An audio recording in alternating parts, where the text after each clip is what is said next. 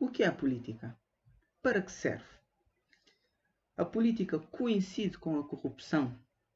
A política só diz respeito aos governantes? O cidadão também é político ou apenas aqueles que exercem atividade política a título principal que o são? Estas são questões que, no decorrer deste vídeo, procurarei trazer instrumentos para melhor as responder. Antes, é necessário sabermos sobre o que estamos a falar. Portanto, o que é a política? Para responder a esta questão, recorrerei à origem etimológica da palavra da política. A palavra política vem do grego e da junção de dois termos. A polis, que significa o quê? Cidade-estado, mas numa concepção mais atualista, podemos chamar de comunidade, cidade ou país, no sentido macro. Polis, portanto, país, cidade, e tikos, que significa o quê? Bem comum. Portanto, a partir destes dois termos, já temos o conteúdo, portanto, para preenchermos o conceito de política. Então, o que é que seria a política? A política seria atividade coletiva que visa organizar a comunidade com vista a atingir o bem comum. Um dos primeiros pensadores a refletir sistematicamente em torno do fenómeno político foi Aristóteles, um filósofo grego do século V a.C. E a partir do seu pensamento, buscarei 3 ideias que nos ajudarão a ter uma reflexão mais profunda em torno deste fenómeno. A primeira ideia de Aristóteles que eu vou abordar diz respeito à natureza social e política do homem. Nas palavras de Aristóteles, o homem é um ser social por natureza, e quem vive sozinho ou é um deus ou uma besta, ou um bruto, isso depende da tradução. E associada a esta condição social do homem, temos a sua natureza política. Para Aristóteles, o homem é um animal político, zoon politikon. E porquê? Porque ele se preocupa com o bem comum da polis, ele também participa ativamente no sentido de definir o que em conjunto com os outros, o que seria a sociedade ou a polis ideal. E na Grécia Antiga, aqueles que só se preocupavam com a sua vida privada e não participavam na vida política eram chamados de idiotas. Portanto, o idiotes, na sua origem etimológica, o idiota significa aquele que não se preocupava com os assuntos públicos e só se preocupava em viver a sua vida privada.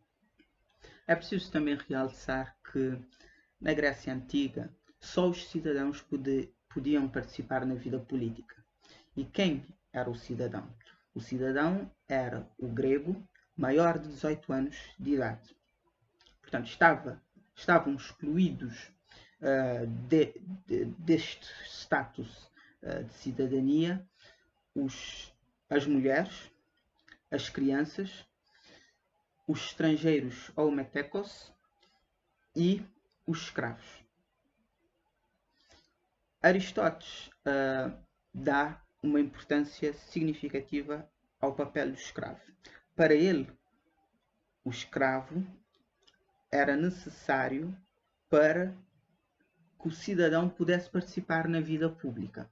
Isto é, o escravo cuidava dos afazeres domésticos, da vida privada, permitindo ao cidadão participar na vida política, portanto, na ágora da polis.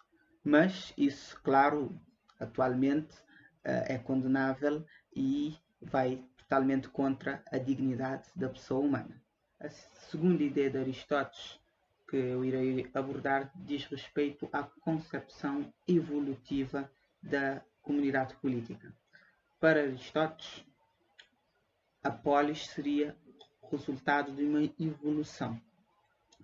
E ele faz distinção entre a cidade, a família, as aldeias e a polis propriamente dita, que seria a cidade perfeita, enquanto que a família e as aldeias seriam as polis imperfeitas.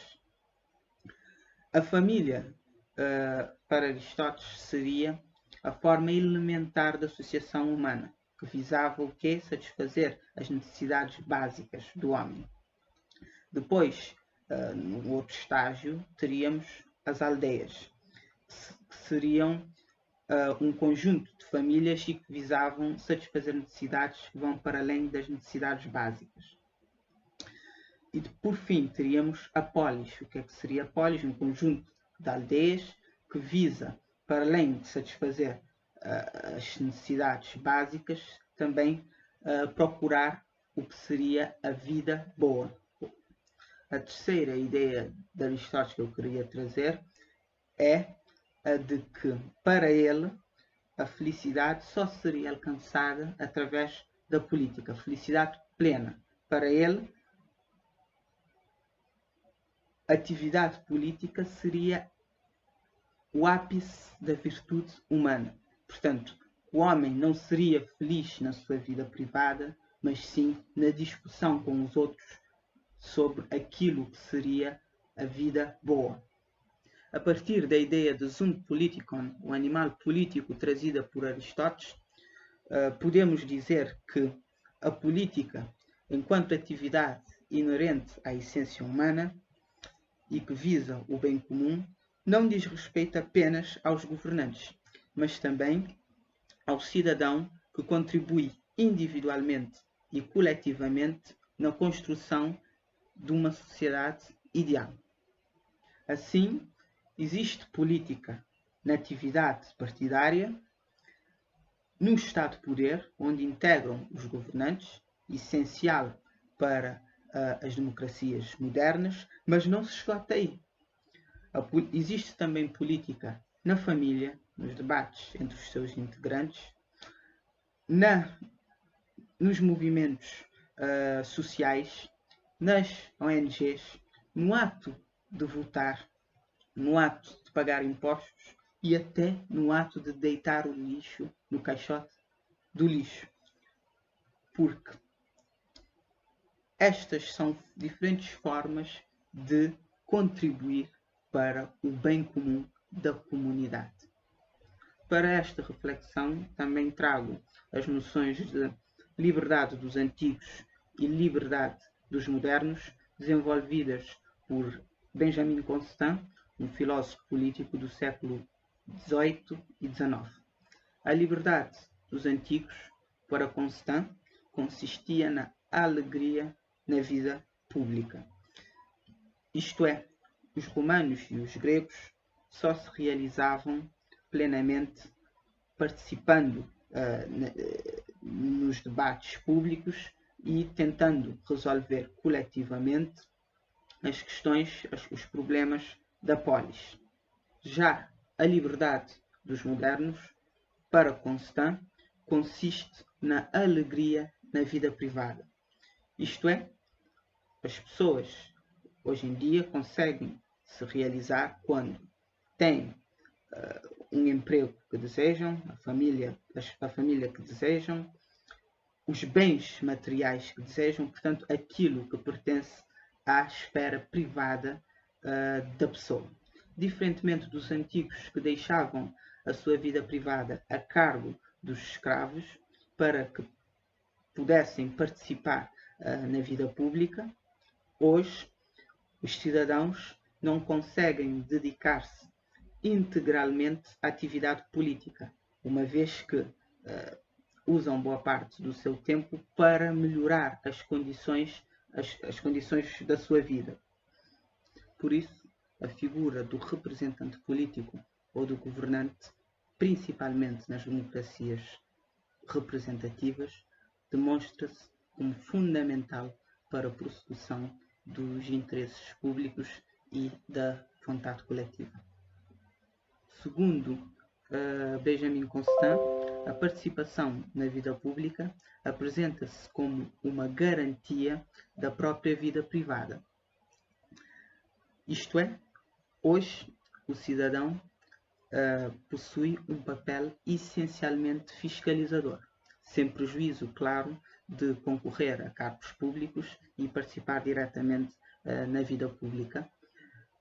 Este deverá fiscalizar a atividade dos políticos de modo a garantir que estes respeitem a sua vida privada e prossigam realmente interesses coletivos.